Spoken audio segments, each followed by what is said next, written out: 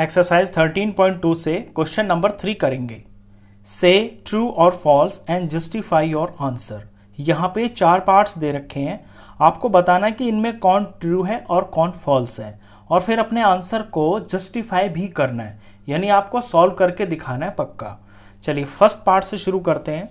First part में लिखा हुआ है 10 × 10 की पावर 11 बराबर दे रखा है 100 की पावर 11।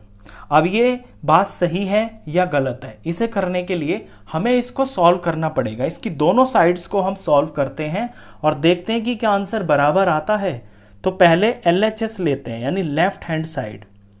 लेफ्ट हैंड साइड में लिखा हुआ है 10 × 10 की पावर 11। अब यहाँ पे बेस है 10 बेस है, बीच में मल्टीप्लाई है, तो यहाँ पे लॉ लग जाएगा एक्सपोनेंट का। बेस सेम है, बीच में मल्टीप्लाई है, तो पावर्स ऐड हो जाएंगी। तो इसको जब हम सॉल्व करेंगे तो ये हो जाएगा 10 की पावर 1 + 11, क्योंकि इस 10 की पावर 1 है यहाँ पे, तो 10 की पावर ये हो गया है 12। तो लेफ्ट हैंड साइड में 10 की पावर 12 आ रही है। अब हम राइट हैंड साइड को लेते हैं। राइट हैंड साइड के अंदर लिखा हुआ है 100 की पावर 11। अब यहाँ पे 100 है, यहाँ पे 10 है, तो हम कंपेयर कैसे करें? हम कंपेयर तब कर सकते हैं जब हमारे पास बेस सेम हो। तो इस 100 का बेस हम सेम कर लेते हैं, 10 के बराबर कर लेते हैं। 100 को हम लिख सकते हैं 10 की पावर 2। क्यों? क्योंकि 10 को 10 से मल्टीप्लाई करके 100 होता है, यानी 10 का जो स्क्वायर होता है 10 की पावर 2 वो 100 के बराबर होता है। तो 100 को मैंने 10 की पावर 2 लिख लिया, और इस सारे के ऊपर ये 11 भी है, क्योंकि अंदर अंदर तो ये 100 है और इसकी पावर 11 है, तो यहाँ पे मुझे 11 भी लगाना पड़ेगा। अब यहाँ पे बेस की पावर 2 है और इस सारे की पावर फिर 11 है, तो यहाँ पे लॉ लग गया पावर की पावर वाला, ये वाला, कि बेस सेम है, उसकी कुछ पावर है और उसके भी ऊपर पावर है, तो पावर मल्टीप्लाई हो जाती है। तो यहाँ पे 10 बेस हो गया और पावर्स मल्टीप्लाई हो जाएंगी, यानी 2 × 11। तो 2 को 11 से मल्टीप्लाई करेंगे तो ये 22 आ गया। अब आप इन्हें कंपेयर कर सकते हैं। लेफ्ट हैंड साइड में राइट हैंड साइड में दोनों के बेस सेम है, लेकिन LHS में पावर 12 है और RHS में पावर 22 है, तो ये तो बराबर नहीं है। बुक वाला कह रहा है कि ये बराबर है, तो बुक वाला गलत कह रहा है, यानी कि ये फॉल्स है। ये हुआ फर्स्ट पार्ट। चलिए इसका सेकंड पार्ट करते हैं। सेकंड पार्ट के अंदर दे रखा है 2⁻³ इज ग्रेटर देन 5⁻²। बुक वाला कहता है कि ये चीज इससे बड़ी है। अब बड़ी है छोटी है हम सॉल्व करके देखेंगे। तो पहले LHS ले लेते हैं। लेफ्ट हैंड साइड में लिखा हुआ है 2⁻3। अब 2⁻3 लिखा हुआ है, तो इसका मतलब है 2 को 3 बार मल्टीप्लाई करना है, यानी 2 × 2 × 2। 2 2s are 4, 4 2s are 8। तो इस तरफ का आंसर तो आ गया है 8। दूसरे का RHS, आप LHS RHS इस वाले पार्ट में ना भी लिखें तो भी चलेगा, क्योंकि ये इक्वेशन नहीं है, और लिख देंगे तो भी कोई प्रॉब्लम वाली बात नहीं है। तो RHS हो गया है यहाँ पे 5 की पावर 2।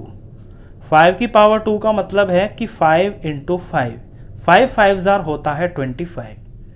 अब देखिए ये आंसर आया है 8 और ये आंसर आया है 25। बुक वाला कहता है कि ये वाली साइड का आंसर बड़ा है, लेकिन हमने देखा कि ये तो छोटा है और ये वाला बड़ा है, तो ये गलत लिखा हुआ है यहाँ पे। एक्चुअली में ये 5 की पावर जो 2 है ना, ये बड़ा है, तो ये बुक वाला फॉल्स है, तो ये गलत है, तो ये हो गया है फॉल्स। चलिए इसके बाद पार्ट नंबर 3 करते हैं।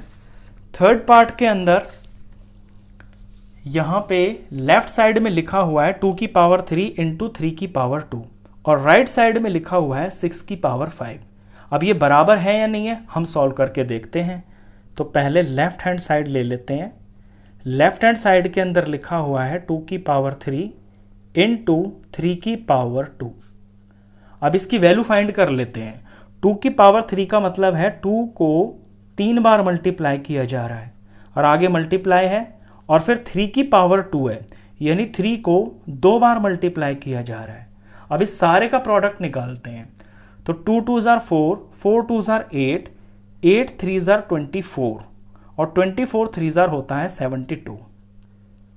आप टुकड़ों में भी निकाल सकते हैं छोटा टेबल बना के। 2 2 जार 4, 4 2 जार 8, यहाँ तक 8 हो गया, और 3 3 जार ये 9 हो गया, तो 8 9 जार 72।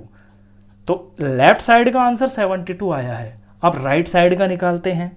तो राइट हैंड साइड के अंदर बुक में दिया हुआ है 6 की पावर 5।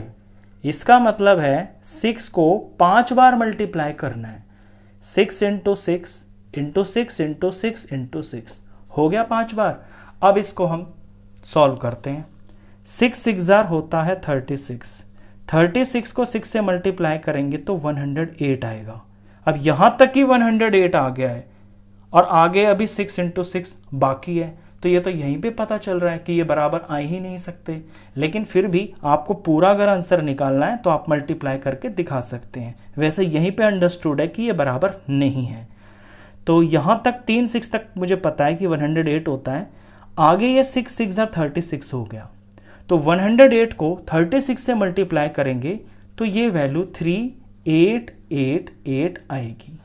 अब ये ऑफ कोर्स राइट साइड वाली वैल्यू लेफ्ट साइड वाली वैल्यू से बड़ी है, तो बुक वाला कहता है कि ये बराबर है, लेकिन ये गलत है, ये बराबर नहीं है।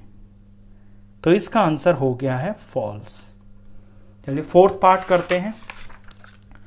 फोर्थ पार्ट के अंदर लेफ्ट हैंड साइड में दे रखा है 3 की power 0 is equal to right side में 1000 की पावर 0। अब यहाँ पे ये बराबर है या नहीं है, लगाते हैं हम यहाँ पे लेफ्ट हैंड साइड। तो लेफ्ट हैंड साइड में 3 की पावर 0 लिखा हुआ है। अब यहाँ पे लॉ लग गया है। लॉ होता है हमारे पास कि किसी भी बेस की पावर अगर 0 होती है तो वो सब कुछ 1 के बराबर हो जाता है, चाहे कोई भी बेस हो आपका। तो 3 की पावर 0 1 के बराबर हो गया। राइट हैंड साइड में लिखा हुआ है 1000 और इसकी पावर 0। अब यहाँ भी यही लॉ लग रहा है कि बेस तो है 1000 और इसकी पावर है 0, तो किसी भी बेस की पावर 0 हो तो वो सब 1 के बराबर हो जाता है। यानी लेफ्ट साइड का आंसर भी 1 आएगा, राइट साइड का आंसर भी 1 आएगा, और बुक वाला भी यही कहता है कि ये दोनों साइड्स बराबर है। दैट मीन्स बुक वाला ट्रू है।